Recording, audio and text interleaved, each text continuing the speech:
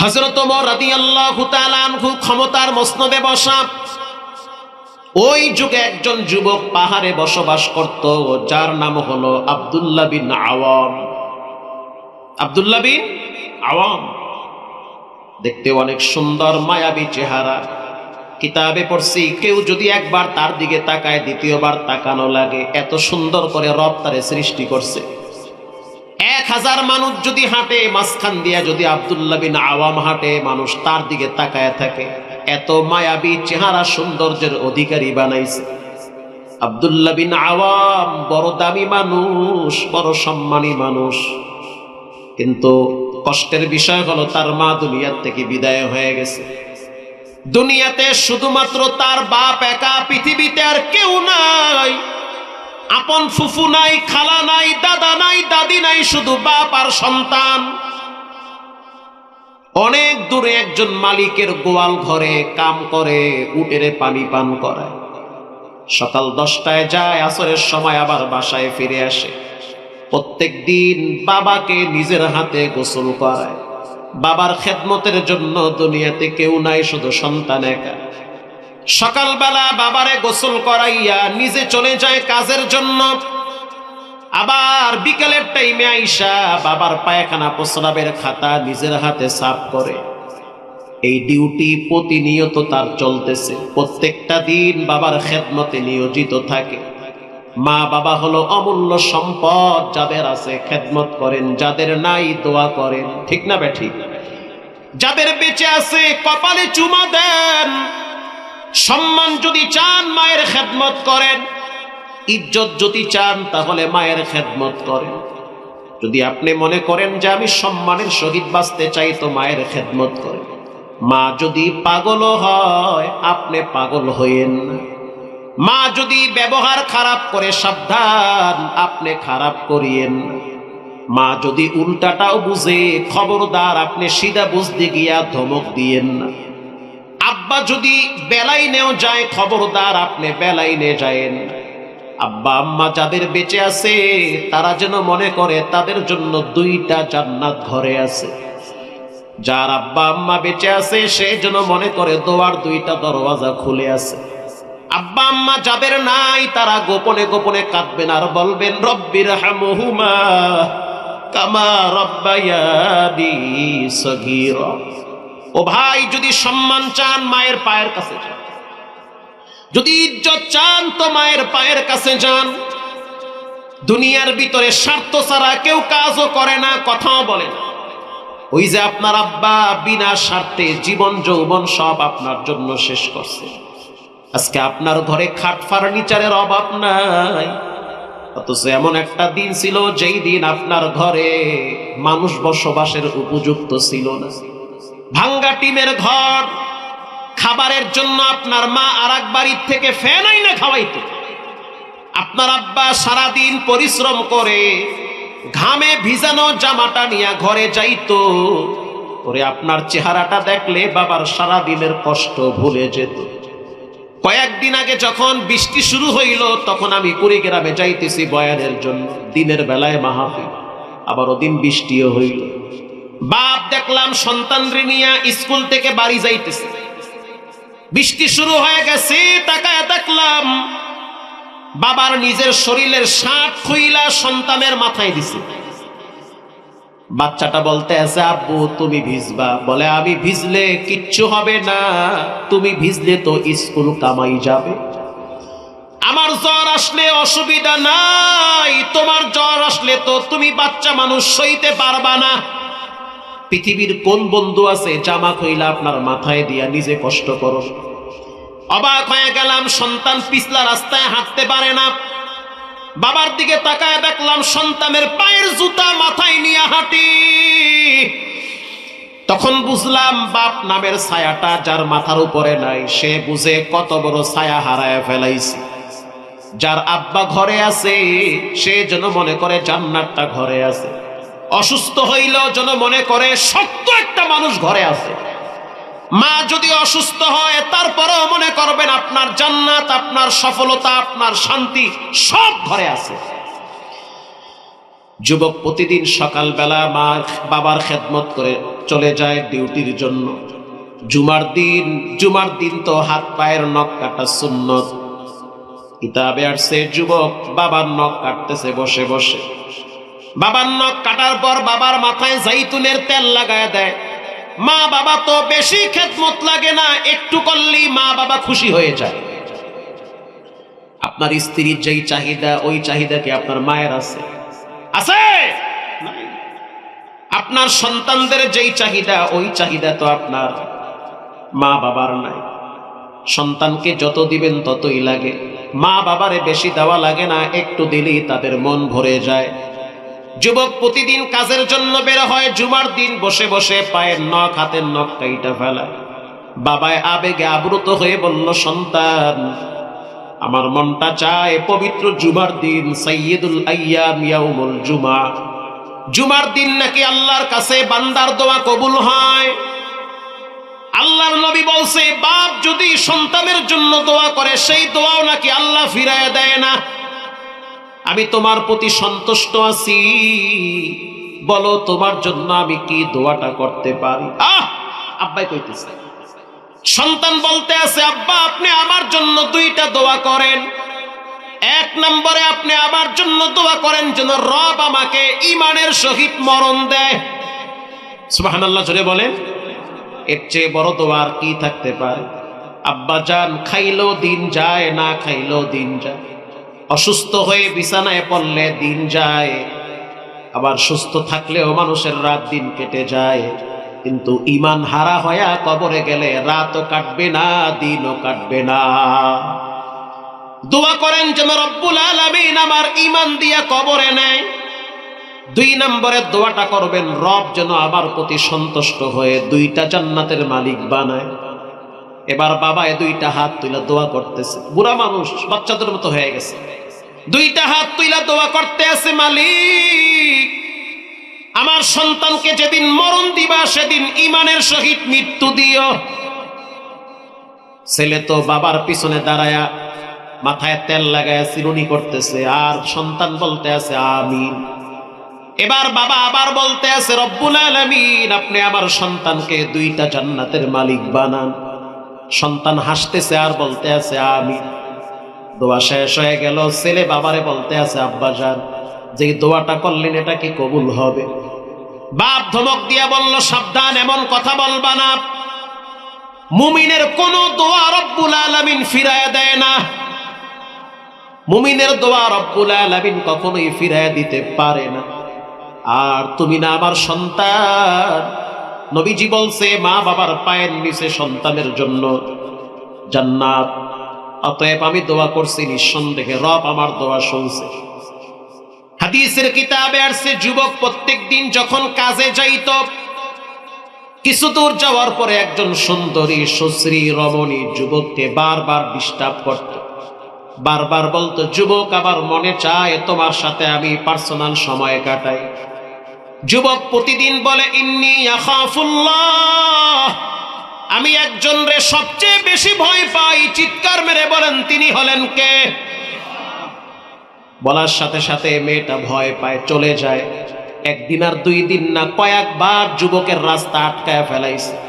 যুবক, আমরা বধূ মানুষ, বধূ মানি পাহাড়ি অঞ্চলে থাকি, সম্ভ্রান্ত ফ্যামিলির সন্তান। তোমার চরিত্র, তোমার আদর্শ, তোমার সৌন্দর্য আমাকে মুগ্ধ করেছে, আমি চাই তোমার সাথে পার্সোনাল সময় কাটাইতে। যুবক বলল, ইন্নী আখাফুল্লাহ, ওরে তুমি আমি যা কিছু করি আমার রব কিন্তু তাকায় আছে। খবরদার কোনো হারাম সম্পর্কে জড়াবার আগে রব যেন আমার মরণ দেয়। আমার এই দেহের ভিতরে কোনো পর নারী স্পর্শ করে নাই, আমার এই চোখ কোনোদিন পর নারী দেখা তৃপ্ত গ্রহণ করে নাই, আমার এই দেহটা কখনোই কোনো পর নারী স্পর্শ করে নাই।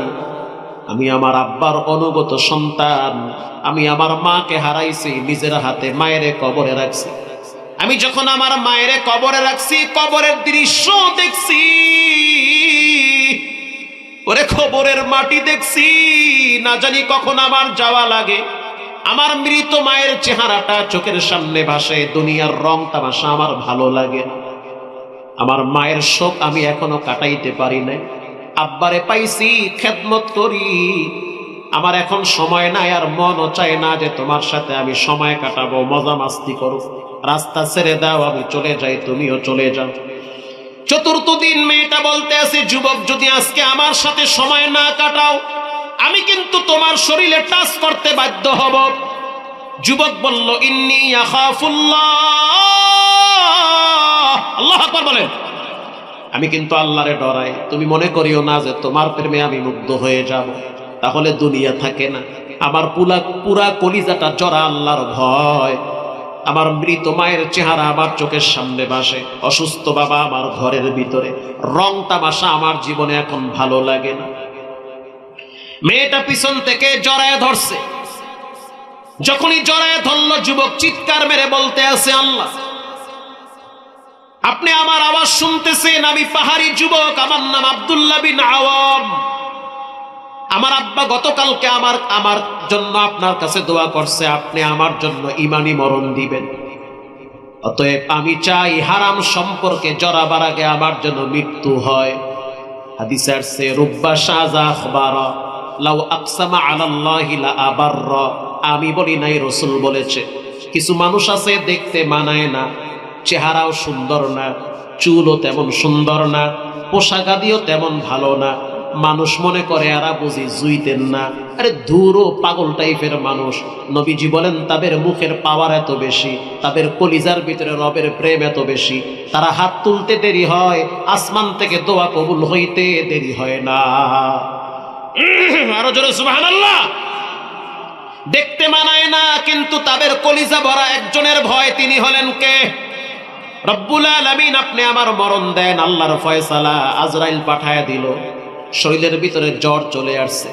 জ্বরের কারণে মেয়েটা সাইরা দিছে ডরে। যাও, হাত কাঁপতেছে, পা কাঁপতেছে। যুবক ওখানে পড়ে গেল, পাহাড়ি অঞ্চলের পাথরের উপরে। এখানে যারা আছেন সবাই তো মৃত্যু হবে। কার মৃত্যু ঘরে, কার মৃত্যু বাহিরে, কার মৃত্যু বাসে, কার মৃত্যু হুন্ডায়, কেউ জানে না। জানেন কে? ঢলে পড়ে গেল, চেহারাটা বাইতুল্লাহর দিকে ফিরাইল, চোখের পানি ছেড়ে কালেমা পড়তে পড়তে শেষ নিঃশ্বাস ত্যাগ করলো। সন্ধ্যার টাইমে রাখালরা যখন তারা উট নিয়ে দুম্বা নিয়ে যাইতেছে, তাকায়া দেখলো লাশ পড়ে আছে আব্দুল্লাহ বিন আওয়ামে। চেহারার দিকে তাকায়া দেখতে আছে, মনে হইতে আছে নূর চমকাইতেছে। এত সুন্দর চেহারা জীবিত থাকা অবস্থায় তো দেখি নাই। আর মুমিনের মৃত্যুর পরে তাদের সৌন্দর্য দ্বিগুণ করে দেয় কে? চেহারার ভিতরে নূর চমকাইতেছে। বাবারে খবর দিল, একদল গেছে বাবারে খবর দিতে, আর একদল তারে গোসল করাইতেছে। গোসল করানো শেষ, একজনের দুইটা জামা এক জায়গায় কইরা কাপনের কাপন বানাইছে। বাবায় যখন বাড়ির থেকে চাদর ঘাড়ে নিয়ে সন্তানের কাছে আসলো, সন্তানের কাছে আসার আগে তার বন্ধুরা বাবারে বলল যে, চাচা একটা কথা বলি, রাগ করবেন না। না বাবা, বলো। আচ্ছা, আমি যদি আপনার কাছে কিছু রাখি, ওটা কি আপনার নাকি? বলে না, তোমার। কেন? বলে তুমি রাখছো। তাহলে আপনার কাছে কেন রাখছি? বলে এটা আমানত। ঠিক না বেঠিক? আব্দুল্লাহ বিন আমর, এটা কি আল্লাহ আপনারে দিছে? কেমনে দিছে? বলে আমানত হিসাবে দিছে। আল্লাহর মাল যদি আল্লাহ নিয়ে যায় তাহলে মনে কষ্ট আছে? বলে কোনো কষ্ট নাই। এবার কানের কাছে মুখটা লাগায় বলল, চাচা আপনার সন্তান মারা গেছে। বলার সাথে সাথে মুরব্বী চোখের পানি ছেড়ে কান্না শুরু করছে। কি শুনাইলা? আমি তো জানি আমার সন্তান আমার লাশ নিয়ে কবরে নামবে। আমি অসুস্থ মানুষ, প্রতিদিন আমার সন্তান আমার খেদমত করে। আমি তো জানি আমার সন্তানের ঘরে আমার লাশ থাকবে। চলেন চাচা, আপনার সন্তানের জানাজায়। পাহাড়ি অঞ্চলে চলে গেল, জানাজা হয়ে গেছে, লাশ কবরে নামাইবে। সবাই বলতে আছে, বাপ আপনি নামবেন না। মুরব্বী বলতে আছে, আমি নামবো, কারণ আমার সন্তান, আমার মনে চায় লাশটারে আমার নামাইতে। মুরব্বী লাশ নিয়ে কবরে একা তো নামতে পারে না, সে আগে নামলো, বাকি তিনজন পরে নামছে। লাশ কবরে রাখার পর মুরব্বী চিৎকার মেরে বলতে আছে, আরশের মালিক আল্লাহ, আপনি দেখতেছেন একজন বাপ তার সন্তানরে কবরে রাখতেছে। আর এই সন্তানের উপরে আমি আব্বা খুশি। আপনি আমার সন্তানটারে আযাব দিবেন না, শাস্তি দিবেন না, কবরের দুই পাশের মাটির চাপ দিবেন না। রাসূল বলেছেন দুই পাশের মাটি চাপ দেওয়া হয়। আমার সন্তানটাকে চাপ দিবেন না, শাস্তি দিয়েন না। আমি ওর বাপ, আমার দাড়ি পাইকে গেছে, আমি আমার সন্তানটাকে বড় আদর করে বড় বানাইছি, কবরে ফালায় রাখছি, আপনার জিম্মায় দিয়ে দিছি, আপনি রাগ কইরা শাস্তি দিবেন না। আবেগ ভরা কণ্ঠে বলতে আছে, আল্লাহ আমার সন্তানের যদি কোনো পাপ থাকে, পাপের গাঁটটি আমার মাথায় দেন, আমার নেকি আমার সন্তানকে দেন। বুড়া মানুষ, বাবা অজর দ্বারায় কাঁদে, বাপ তো বাপই, বাপের কোনো তুলনা হয় না। এবার লাশ দাফন হওয়ার পর চলে গেল হযরত ওমর রাদিয়াল্লাহু তাআলা আনহু পিছনে নামাজ আদায় করতে। দুই তিনজন যুবককে বলল, আমারে ধইরা ওমরের পিছনে নিয়ে যাও। ধইরা নিয়ে গেছে ওমরের পিছনে। ফজরের ওয়াক্ত হয়ে গেছে, হযরত ওমর ইমামতির মুসাল্লায় দাঁড়ায় রইছে। প্রথম রাকাতে তেলাওয়াত করলো সূরা কাহাফ, দ্বিতীয় রাকাতে তেলাওয়াত করলো সূরা হুমাযা। সূরা হুমাযার ভিতরে একটা আয়াত আছে, নারুল্লাহ। নারুল্লাহ মানে আল্লাহর আগুন। আল্লাহ বলেন আমার আগুন। জানো আমার আগুনের পাওয়ার কত? আল্লাতী তাত্তালিউ আলাল আফইদা, শরীরের যে কোনো অঙ্গে লাগলে কলিজা পর্যন্ত গুনাহ হয়ে যায়। এই আয়াত পড়তেছে বাবা, এত আরবি মানুষ, ভাষা বুঝে, তরজমা বুঝে, তাফসীর বুঝে, আরবি অর্থ বুঝে। পিছনে দাঁড়ায় দাঁড়ায় অজুর ধারায় কাঁদতেছে। নামাজ শেষ হওয়ার পর কপালটারে খেজুর গাছের সাথে ঠেকাইয়া বাচ্চাদের মতো ফোফায় কাঁদে। হযরত ওমর ইমামতির মুসাল্লা সাইরা দিয়া পিছনে চলে গেল। পিছনে গিয়া দেখতে আছে কে কাঁদে, তাকায়া দেখলো একজন মুরব্বী অজুর ধারায় কাঁদে। হযরত ওমর প্রশ্ন করলো, কি হয়েছে, কেন কাঁদেন? মুরব্বী বলতে আছে, আমিরুল মুমিনিন, আমার সন্তানটারে আমি নিজের হাতে কবরে রাখছি। ওরে সন্তানের লাশ কবরে রাখতে কি যে কষ্ট, আমি বাপ সহ্য করতে পারি না। রব যেন আমার সন্তানটারে মাফ করে, বড় ভয় লাগে, না জানি কবরে জাহান্নামের আগুন দিয়ে ভরে দেওয়া হয়। হযরত ওমর রাদিয়াল্লাহু তাআলা আনহু বলল, আরে তোমার সন্তানকে তো আমি চিনি, তার নাম কি আব্দুল্লাহ বিন আওয়াম? বলে জি। তা আমারে কেন বললা না? তোমার ছেলের জানাজায় আমি উপস্থিত হইতাম।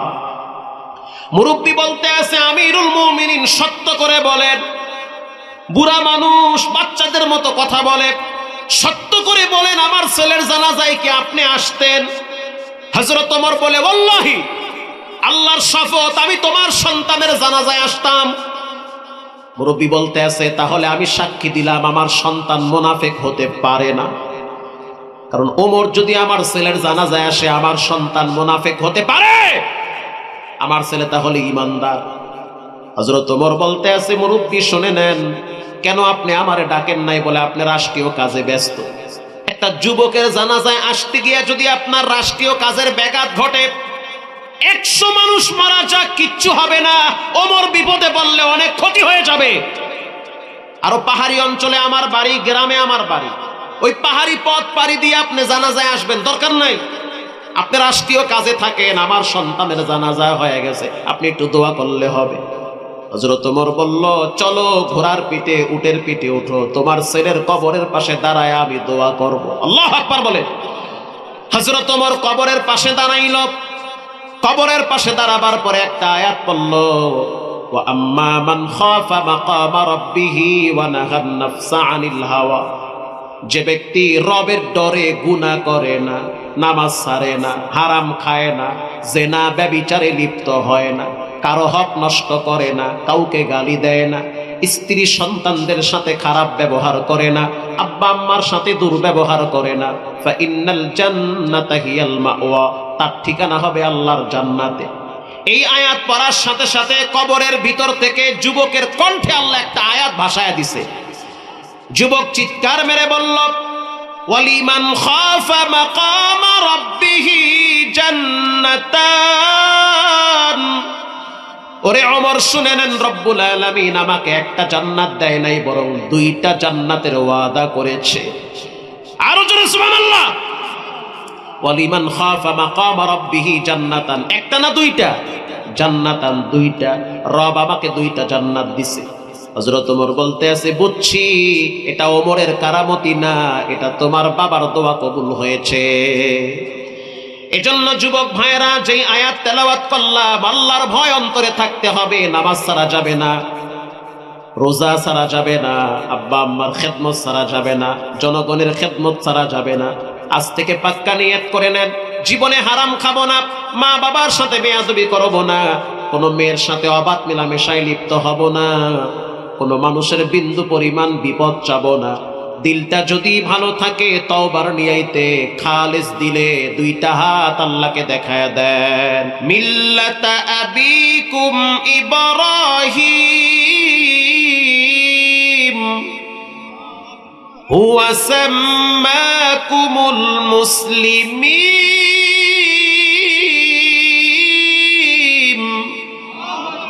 আমি বলি নাই, কে বলেছেন? আমাদের জাতির পিতার নাম কি?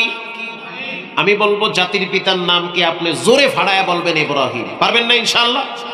বলেন, জাতির পিতার নাম কি? মাশাআল্লাহ। কোনটা বলে কইয়ালেন আবার আল্লাহই জানে। ঠিক মতো কইেন, আবার প্যাঁচ লাগাই দিয়ে না। দুনিয়ায় পার পায়ে গেছেন, মরার পরে তো ফেরেশতাকে বাটাম ফাটা খাওয়া লাগবে। আপনি কইলেও ঠিক, না কইলেও ঠিক। এজন্য জাতির পিতার ব্যাপারে যেন জিহ্বায় প্যাঁচ না লাগে। আমাদের জাতির পিতা ইব্রাহিম, যিনি নমরুদের সামনে মাথা নত করে নাই, তার রক্ত আমাদের ধমনীতে আছে। আমরাও কোন রাম বামদের রক্ত চক্ষুকে ভয় করি না, পরোয়া করি না। আবার জীবন দেওয়া হবে, রক্ত দেওয়া হবে। তারপরও দেশের ভিতরে নাস্তিক্যবাদের বিস্তার বাংলার জমিনে হতে দেওয়া হবে না। এটা আমাদের ঈমান। আধিপত্যবাদ, নাস্তিক্যবাদের মতবাদ এই দেশে প্রতিষ্ঠিত হোক, আমরা চাই। ইব্রাহিম আলাইহিস সালাতু ওয়াস সালাম তার বাবার সামনে রাগ করে নাই। আব্বা না, বেয়াদবি করা যাবে না। বাপ যদি খারাপ হয়, তারপরেও বাবার সামনে মাথায় ঝাঁকি দিয়া কথা বলা যাবে না। বাপ যদি চরিত্রহীন লম্পট হয়, তারপরও সে তোমার আব্বা, খবরদার, তার সামনে চোখ রাঙ্গায়া কথা বলা যাবে না। নিষেধ করেছেন কে? ইব্রাহিম নবী তার বাবার সামনে দাঁড়াইয়া হুমকি দিতে সেও পারত। আল্লাহর পয়গম্বর না, শক্তি আছে না শরীরে। কিন্তু ইব্রাহিম নবী বাবার সামনে মাথা নত করে নাই, আবার বাবার সামনে হুমকিও দেয় নাই, বরং একটা শান্তির বাণী শোনায় দিল। ক্বালা সালামুন আলাইক সাআস্তাগফিরু লাকা রাব্বি ইন্নাহু কানা বি হাফিয়্যা। ইব্রাহিম নবী তার বাবাকে জানায় দিল, আব্বা জান, আমরা শান্তি চাই, ঝগড়া চাই না। আপনি আপনার রাস্তায়, আমি আমার রাস্তায়। এর দ্বারা রব্বুল আলামিন বুঝাইল, যখন তুমি তোমার আপনজনদেরকে দাওয়াত দিবা, কোন মানুষকে যখন কোরআনের পথে ডাকবা, সে যদি বিশৃঙ্খলা সৃষ্টি করে, সে যদি পৃষ্ঠ প্রদর্শন করে, গালাগালি করে, বকাবাজ্য করে, অতএব তুমি তার সামনে দাঁড়াইয়া তাকে বকাবাজ্য গালাগালি করবা না, বরং তার রাস্তায় সে যাবে, তোমার রাস্তায় তুমি যাবা। ফিতনা বাড়ানো যাবে না। ইব্রাহিম নবী তার বাবারে বলল, ক্বালা সালামুন আলাইক, আব্বা শান্তি চাই। এই শান্তি মানে সারাসারি শান্তি, আপনি আপনার রাস্তায়, আমি আমার রাস্তায়। وقال إني ذاهب إلى ربي سيهدين।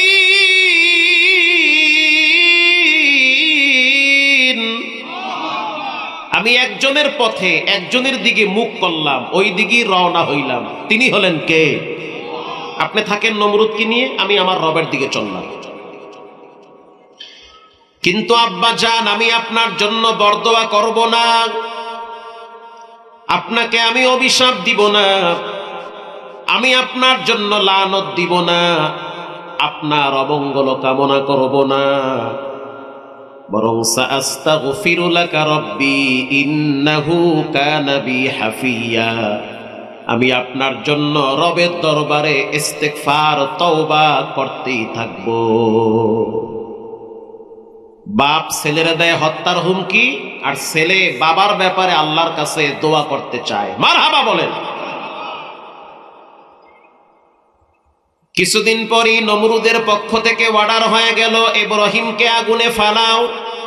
আমি এই ইতিহাস বলতেছি না, শুধু একটা বিষয়কে বুঝাবার জন্য বলি। নমরুদের অগ্নিকুণ্ডের ভিতরে যখন ইব্রাহিম নবীকে ফালানো হবে, তাফসীরের কিতাবে আসছে তখন ইব্রাহিম নবীকে শক্তভাবে শিকল দিয়ে বাঁধা হয়েছিল।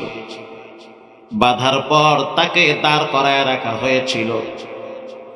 ইব্রাহিম নবীর শরীর থেকে প্রথম পোশাকটা খুলে ফেলা হয়েছে, শুধু তার পরনে একটা পায়জামা পরা ছিল। নমরুদ তার বাবাকে বলল, যাও তুমি তোমার সন্তানের পায়জামা খুলে ফেলো। বলেন নাউজুবিল্লাহ। কারণ বাবায় যদি সন্তানের পায়জামা খুলে, এটা ছেলের জন্য বাবার জন্য দুইজনের জন্যই লজ্জা। নমরুদ চিন্তা করেন কি পরিমাণ বেয়াদবি করেছে। বেয়াদবির তো একটা সীমা থাকে। আল্লাহ বলেন ফাআম্মা মান তাগা, সীমা লঙ্ঘনকারী হবা না, কারণ সীমা লঙ্ঘন করলে রব সহ্য করে না।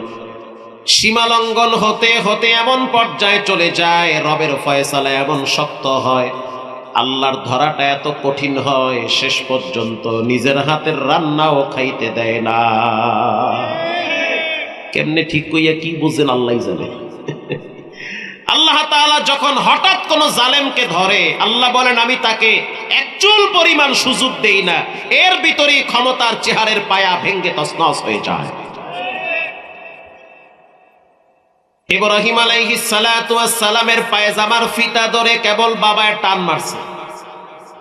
পৃথিবীর ইতিহাসে একজন নবীকে বিবস্ত্র করা হয়েছিল, সেই নবীর নাম হলো তোমার আমার পিতা ইব্রাহিম। কোন নবীকে বিবস্ত্র করা হয় নাই। দ্বীনের জন্য, শরীয়তের জন্য, আল্লাহর হককে প্রতিষ্ঠা করার জন্য একজন নবীকে বিবস্ত্র করা হয়েছিল, উলঙ্গ করা হয়েছিল। সেই নবীর নাম হলো ইব্রাহিম আলাইহিস সালাম। তাফসীরের কিতাবে আসছে, হাদিসের কিতাবে আসছে, রাসূল বলেন কিয়ামতের ময়দানে সর্বপ্রথম রব্বুল আলামিন জান্নাতি পোশাক দ্বারা ইব্রাহিম নবীকে পরিধান করায়া সম্মানিত করবে। আরো জোরে সুবহানাল্লাহ। এটা হাদিসে আছে, সর্বপ্রথম ইব্রাহিম নবীকে আল্লাহ তাআলা জান্নাতের পোশাক পরাইবে। আরে তুমি না দ্বীনের জন্য অনেক বেশি কষ্ট করছো, সম্মানটা তোমারই বেশি হবে। প্রিয় ভাইয়েরা আমার, ইব্রাহিম নবীর পায়জামার ফিতা ধরে যখন টান মারছে, ইব্রাহিম নবী লজ্জায় মাথা নত করে চোখের পানি ছেড়ে দিয়েছে। রব্বুল আলামিন, আমি তো জানি ছেলে বিপদে পড়লে বাবায় হয়তো দুশ্মনী ভুলে গিয়ে পাশে দাঁড়াবে, কিন্তু আমি তাকায় দেখলাম আমার আব্বা জান যে আমাকে জন্ম দিয়েছে, সেই বাবাও দেখি ক্ষমতার লোভে নমরুদের কাছে বিক্রি হয়ে গেছে। ঠিক না বেঠি? ক্ষমতা এমন জিনিস, মানুষকে অন্ধ বানায় ফেলায়। ক্ষমতার কারণে ভাই ভাইকে হত্যা করে এমন নজিরও বাংলাদেশে আছে। ছাড়ে না, ছাড় দেয় না। ক্ষমতা এমন জিনিস, পাগলের মতো হয়ে যায় ক্ষমতার জন্য। বইতে পারলেই তো খাওয়া যায়, জম্মের খাওয়া খায়। ওই দিকে ওয়াজ করতে গেছে, এলাকার লোকজন কয় হুজুর আমগো এলাকার বাথরুম পর্যন্ত নেতারা খাইয়া লাইছে। আরে বাথরুম কেমনে? পরে শুনি বাথরুমের লেগে যে রড আর সিমেন্ট বালু বরাদ্দ হয়েছে, ও খাইয়া লাইছে। প্রিয় ভাইয়েরা আমার, হযরত জিবরাইল আমিন ইব্রাহিম নবীর সামনে দাঁড়ায় গেছে।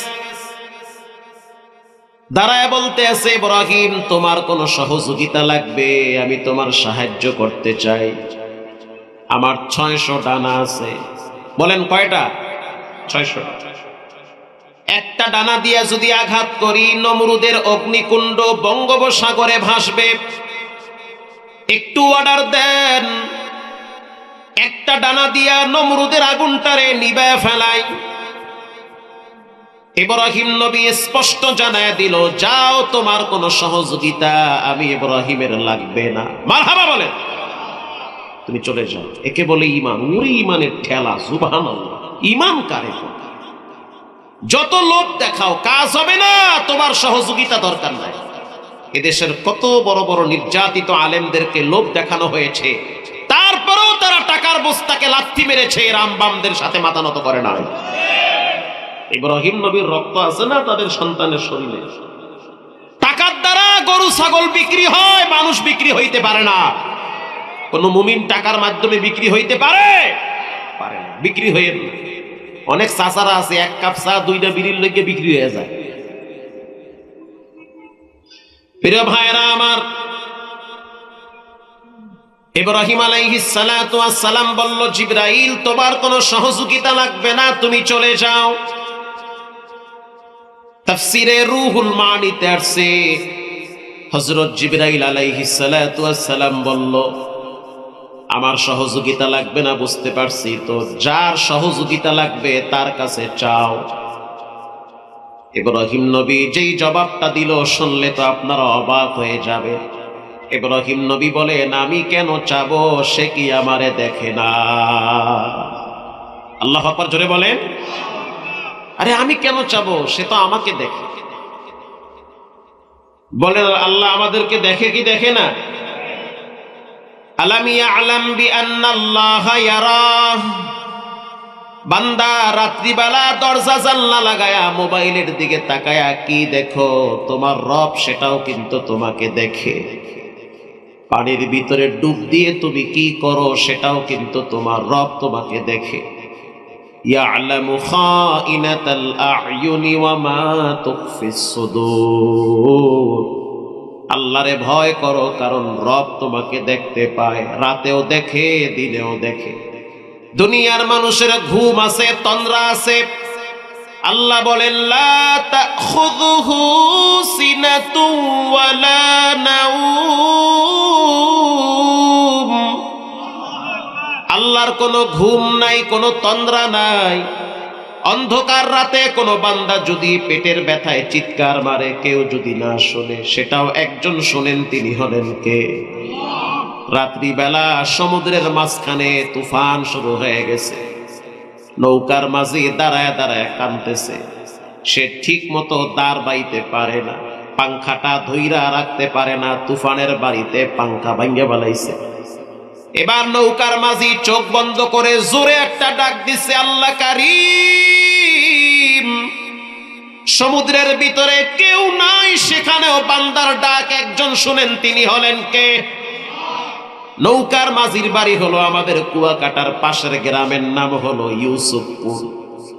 সে বলল, বাবাজি জোরে চিৎকার মারছি, আমি জানি পৃথিবীর কেউ আবার চিৎকার শুনবে না, কিন্তু আমি চিন্তা করে দেখলাম আমার যিনি রব, আমার যিনি স্রষ্টা, তিনি তো আমাকে দেখে, তিনি তো আমাকে শুনতে পায়।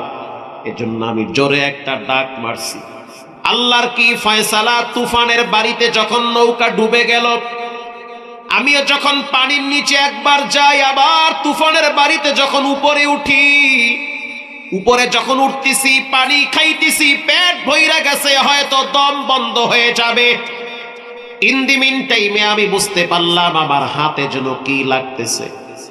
তো যখন লাগতেছে তখন বুঝলাম হয়তো বড় একটা টায়ার লাগতেছে। যখন টায়ার লাগলো বুঝলাম, তখন 2 হাত দিয়া টায়ারটারে জড়ায় ধরছি। জড়ায় ধরার সাথে সাথে টায়ারও ভাসে, আমিও ভাসি। আরো জোরে আল্লাহু আকবার। ইব্রাহিম নবী বলেন, আমি এমন রবের গোলামি করি যিনি রাত্রেও দেখে, দিনেও দেখে, যিনি আমার আওয়াজ শুনে, যিনি সব জায়গায় দেখে। আমি কেন চাবো তিনি কি আমারে দেখে না? আমি চাবো না, দেখি আল্লাহ আমারে করে কি। এটা হলো এ ক্লাসের ঈমান। আল্লাহু আকবার বলেন। এটা হলো নবীদের ঈমান, তাদের ঈমান হলো সর্বোচ্চ ঈমান। আমি কেন চাবো সে কি আমাকে দেখে না? আল্লাহ রাব্বুল আলামিন বেশিরভাগ নবীদেরকে সাহায্য করেছেন ফেরেশতা দ্বারা। বদরে সাহায্য করছে ফেরেশতা দ্বারা, হুনাইনে, খন্দকে, বিভিন্ন জায়গায় ফেরেশতার মাধ্যমে রব্বুল আলামিন নবীকে সাহায্য করেছেন। ঠিক না বেঠিক? আবার কখনো কখনো ফেরেশতা ছাড়া, ডাইরেক্ট মাধ্যম ছাড়া সাহায্য করেছে। যেমন ইব্রাহিম নবীকে আল্লাহ তাআলা ডাইরেক্ট সাহায্য করেছে, সেখানে আল্লাহ জিবরাইলের মাধ্যমে সাহায্য করেন নাই, ডাইরেক্ট আগুন রে অর্ডার করেছে।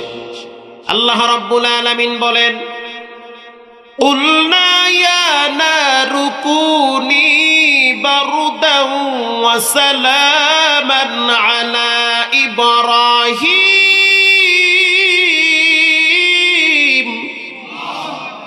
আকে লুৎফে খেশরা ইবাহারে গোল বা খলি নাসনারে রাগুল জারে কো। আল্লাহ বলেন, আগুন তুমি ইব্রাহিমের জন্য আরামদায়ক হয়ে যাও। মারহাবা বলেন। বলেন হইছে কি হয় নাই? আমি যেখানে জুমা পড়াই পাশেই হলো মুগদা মেডিকেল, এর পাশেই হলো রাজারবাগ পুলিশ লাইন।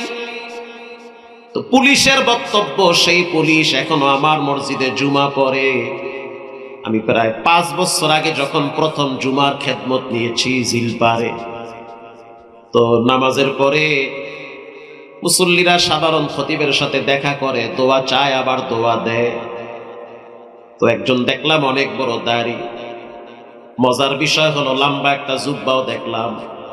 আমি প্রথমে মনে করছি হয়তো আশেপাশে অনেক মাদ্রাসা, কোনো বড় হুজুর হবে।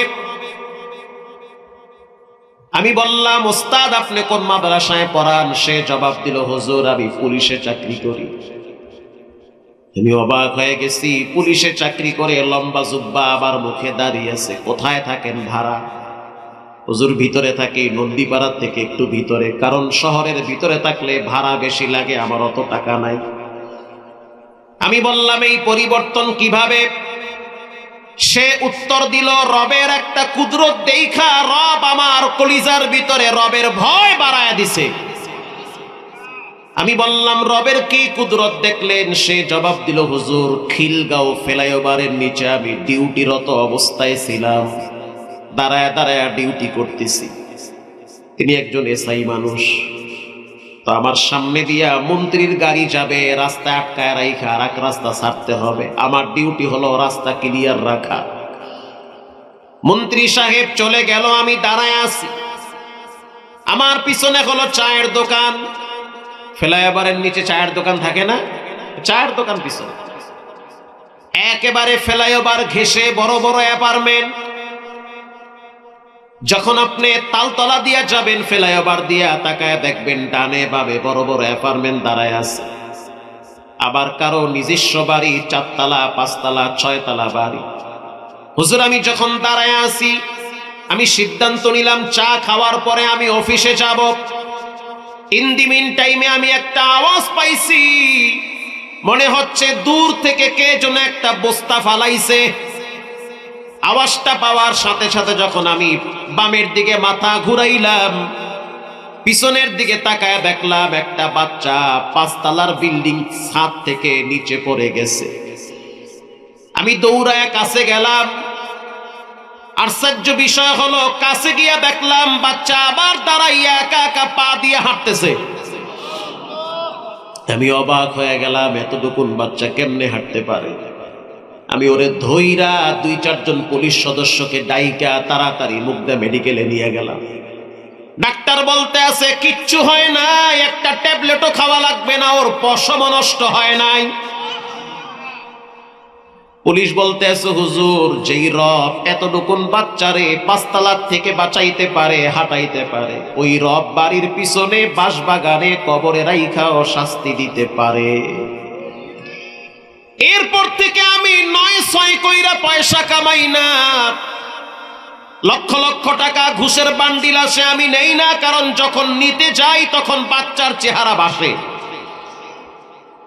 বলেন যেটা কেউ পারে না সেটা পারেন কে? এটা আল্লাহর কুদরত। নেপালে যখন বিল্ডিং ভেঙ্গে পড়ে গেল, বড় বড় অ্যাপার্টমেন্ট গুলো যখন ভূমিকম্পে ধসে গেল, তৎকালীন সময়ে পত্রিকায় আপনারা দেখছেন, সেই পত্রিকার কাগজ আমার ঘরে এখনো আছে। বড় বড় অ্যাপার্টমেন্ট গুলো ভেঙ্গে যখন মাটির সাথে মিশে গেল, বড় বড় বিল্ডিং গুলো যখন ভেঙ্গে মাটির সাথে মিশে গেল, দমকল বাহিনী, ফায়ার সার্ভিস কর্মীরা, নিরাপত্তা কর্মীরা যখন লাশগুলো টেনে টেনে বের করতেছে, 21 দিন পর তাকায় দেখতেছে একটা মা শুয়ে আছে আর একটা বাচ্চা মায়ের স্তন থেকে দুধ খাইতেছে চিপার ভিতরে বিল্ডিং এ। দমকল বাহিনীরা অবাক হয়ে গেল। আমরা তো জানি 21 দিন পরে একটা মানুষও বাঁচার কথা না। এখানে পানি নাই, অক্সিজেন নাই, বিদ্যুৎ নাই, কেমনে বেঁচে আছে কিছুই তো বুঝি না।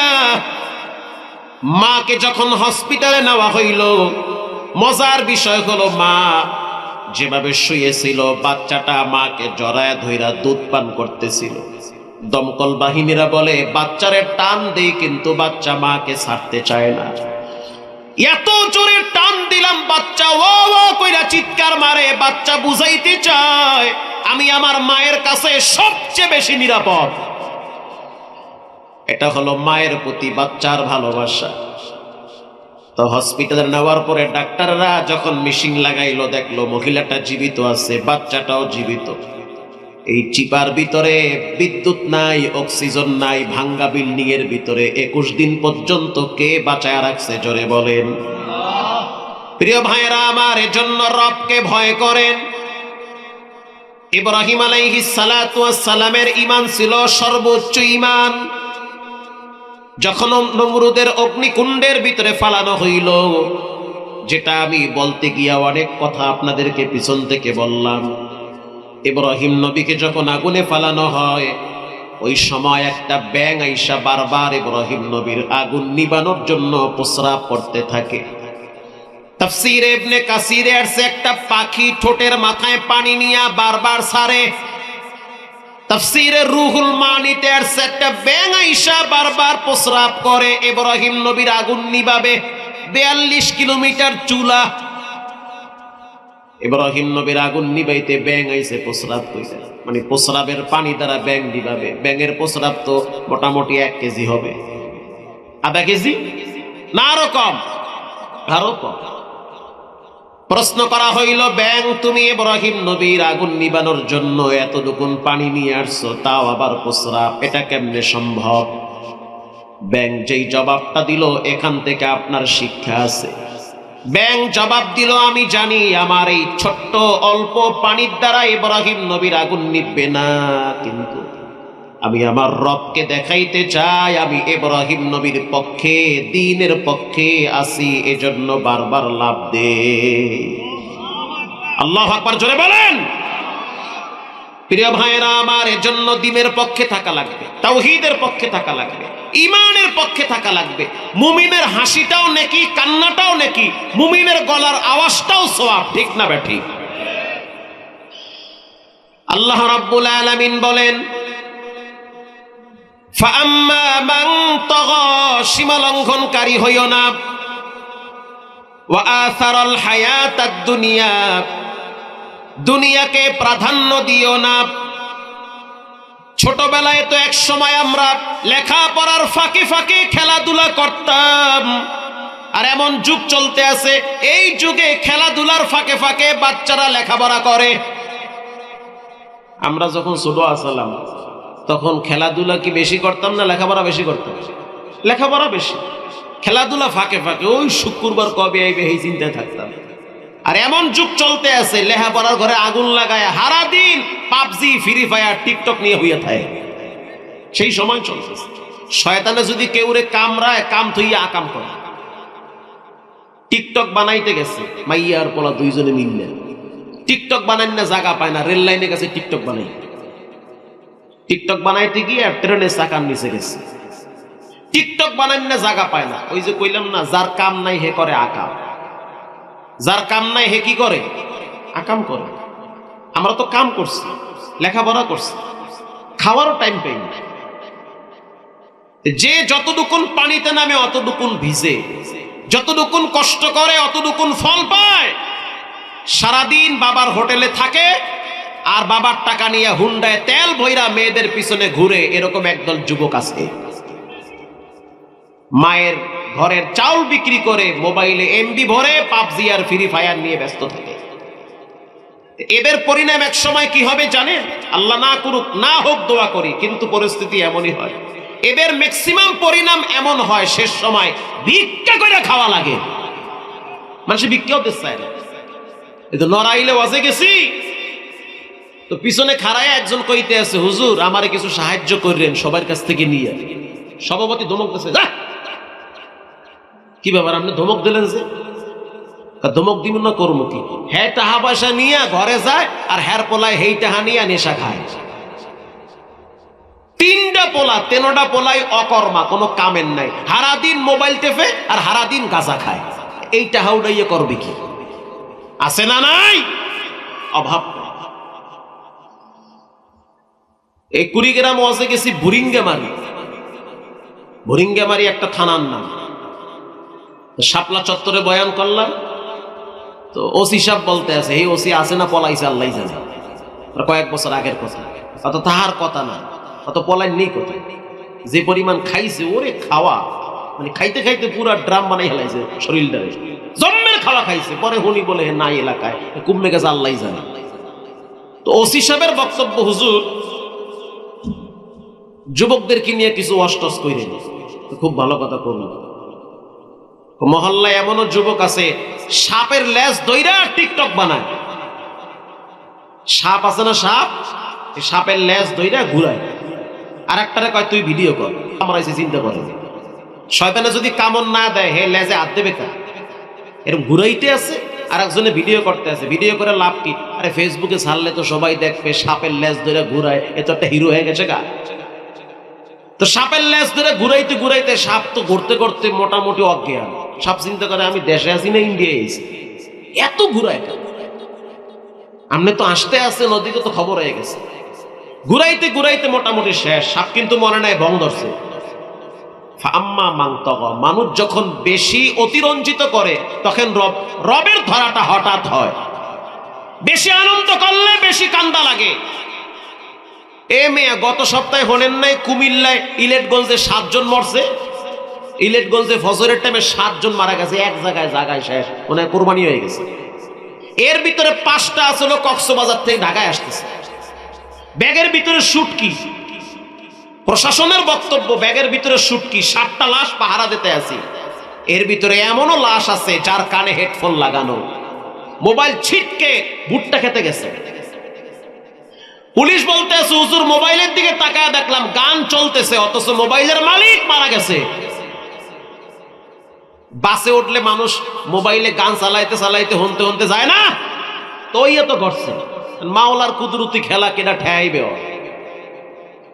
এদিকে গান চলতে আছে, ওদিকে হেডফোন কানে, এদিকে তো মরছে।